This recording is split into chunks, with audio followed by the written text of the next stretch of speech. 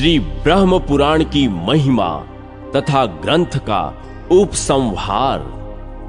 लोमहर्षण जी कहते हैं, द्विजवरों, इस प्रकार पूर्व काल में महर्षि व्यास ने सारभूत निर्दोष वचनों द्वारा मधुर वाणी में मुनियों को यह पुराण सुनाया था। इसमें अनेक शास्त्रों के शुद्ध एवं निर्मल सिद्धांतों का समावेश है। यह सहज शुद्ध है और अच्छे शब्दों के प्रयोग से सुशोभित होता है। इसमें यथास्थान पूर्व पक्ष और सिद्धांत का प्रतिपादन किया गया है। इस पुराण को न्यायानुकूल रीत से सुनाकर परम बुद्धिमान वेद व्यास जी मौन हो गए। वे श्रेष्ठ मुनि भी संपूर्ण मनोवांछित फलों को देने वाले तथा वेदों के तुल्य माननीय इस आदि ब्रह्म पुराण को सुनकर बहुत प्रसन्न और विस्मित हुए। उन्होंने मुनिवर श्री कृष्ण द्वैपायन व्यास की बारंबार प्रशंसा की। मुनि बोले, मुनि श्रेष्ठ, आपने हमें वेदों के तुल्य प्रामाणिक तथा संपूर्ण अभिष्ट फलों को देने वाला सर्व पापहारी श्रेष्ठ पुराण सुनाया है। यह कितने हर्ष की बात है। हमने भी इस विचित्र पदों वाले पुराण का अक्षर अक्षर सुना है। प्रभो, तीनों लोकों में ऐसी कोई वस्तु नहीं है जो आपको विदित न हो। महाभाग, आप देवताओं में बृहस्पति की भांति सर्वज्ञ हैं, महाप्राज्ञ और ब्रह्मनिष्ठ हैं। महामते, हम आपको नमस्कार करते हैं। आपने महाभारत में संपूर्ण वेदों के अर्थ प्रकट किए हैं। महामुने, आपके संपूर्ण गुणों का वर्णन करने में कौन समर्थ है, जिन्होंने छहों अंगों सहित चारों वेदों तथा संपूर्ण व्याकरणों को पढ़कर महाभारत शास्त्र की रचना की। उन ज्ञानात्मा भगवान वेद व्यास को नमस्कार है। प्रफुल्ल कमल दल के समान बड़े बड़े नेत्रों तथा विशाल बुद्धि वाले व्यास जी, आपको नमस्कार है। आपने महाभारत रूपी तेल से भरे हुए ज्ञान रूपी दीपक को जलाया है। यों कहकर उन महर्षियों ने व्यास जी का पूजन किया। फिर व्यास जी ने भी उन सबका सम्मान किया। तत्पश्चात वे कृतार्थ होकर जैसे आए थे उसी प्रकार अपने आश्रम को लौट गए। मुनिवरों, आपने हमसे जिस प्रकार प्रश्न किया था उसके अनुसार हमने भी सब पापों का नाश करने वाले परम पुण्यमय इस सनातन पुराण का वर्णन किया। श्री व्यास जी की कृपा से ही मैंने यह सब कुछ आप लोगों को कह सुनाया है। गृहस्थ, सन्यासी और ब्रह्मचारी सबको ही इस पुराण का श्रवण करना चाहिए। यह मनुष्यों को धन और सुख देने वाला है, परम पवित्र एवं पापों को दूर करने वाला है। परम कल्याण की अभिलाषा रखने वाले ब्रह्मपरायण ब्राह्मण आदि को संयम और प्रयत्न पूर्वक यह पुराण सुनना चाहिए। इसको सुनने से ब्राह्मण विद्या, क्षत्रिय संग्राम में विजय, वैश्य अक्षय धन और शूद्र सुख पाता है। पुरुष पवित्र होकर जिस जिस काम में वस्तु का चिंतन करते हुए इस पुराण का श्रवण करता है, उसको निश्चय ही प्राप्त कर लेता है। यह ब्रह्म पुराण भगवान विष्णु से संबंध रखने वाला है। इससे सब पापों का नाश हो जाता है। यह सब शास्त्रों से विशिष्ट और समस्त पुरुषार्थों का साधक है।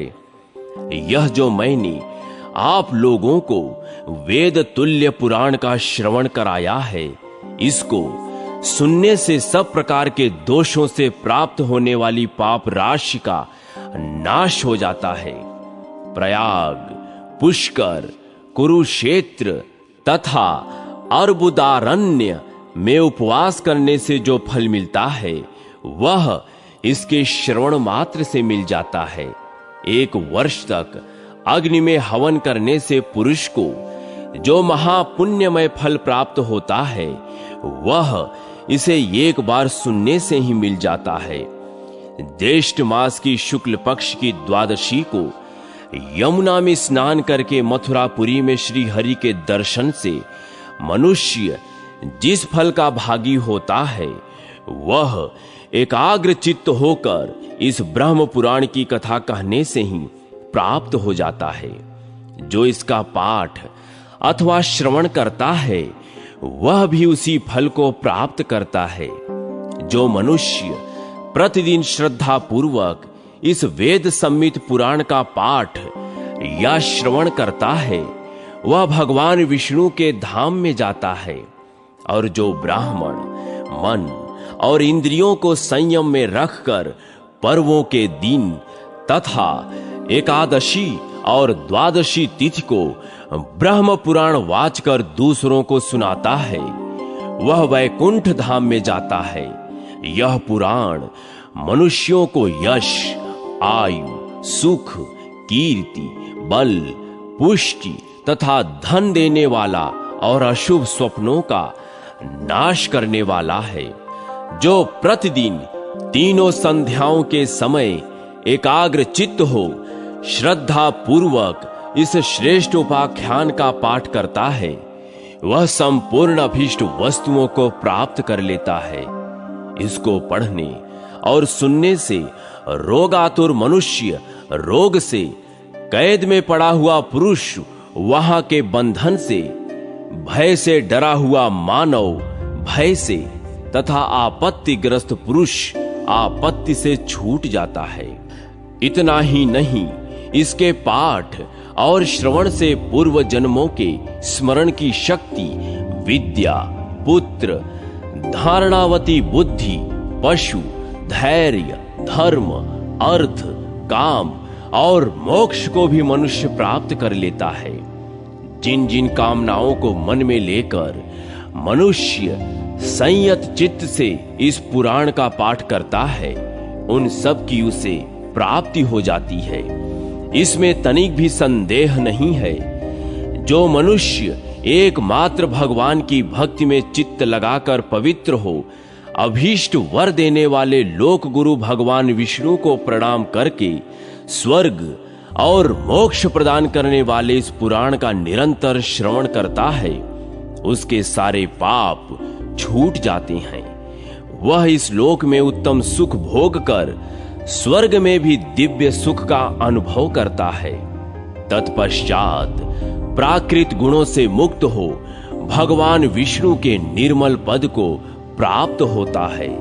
इसलिए एकमात्र मुक्ति मार्ग की इच्छा रखने वाले सर्वधर्म परायण श्रेष्ठ ब्राह्मणों को, मन और इंद्रियों को वश में रखने वाले कल्याणकामी उत्तम क्षत्रियों को, विशुद्ध कुल में उत्पन्न वैश्यों को तथा धर्मनिष्ठ शूद्रों को भी प्रतिदिन इस पुराण का श्रवण करना चाहिए। यह बहुत ही उत्तम, अनेक फलों से युक्त तथा धर्म, अर्थ एवं मोक्ष प्रदान करने वाला है।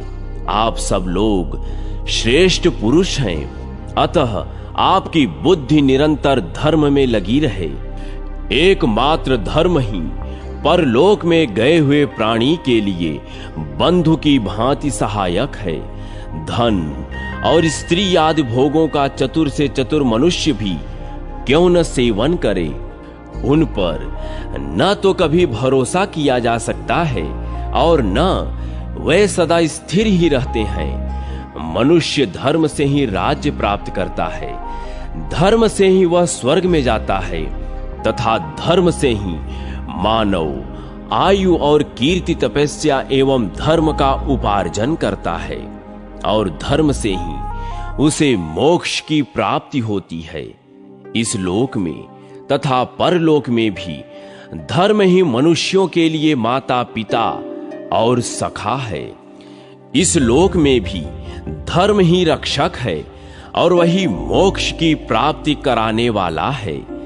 धर्म के सिवा कुछ भी काम नहीं आता। यह श्रेष्ठ पुराण परम गोपनीय तथा वेद के तुल्य प्रामाणिक है। खोटी बुद्धि वाले और विशेषतः नास्तिक पुरुष को इसका उपदेश नहीं देना चाहिए। यह श्रेष्ठ पुराण पापों का नाश तथा धर्म की वृद्धि कराने वाला है। साथ ही इसे अत्यंत गोपनीय माना गया है। मुनियों, मैंने आप लोगों के सामने इसका कथन किया और आपने भी इसे भली भांति सुन लिया। अब आज्ञा दीजिए, मैं जाता हूं।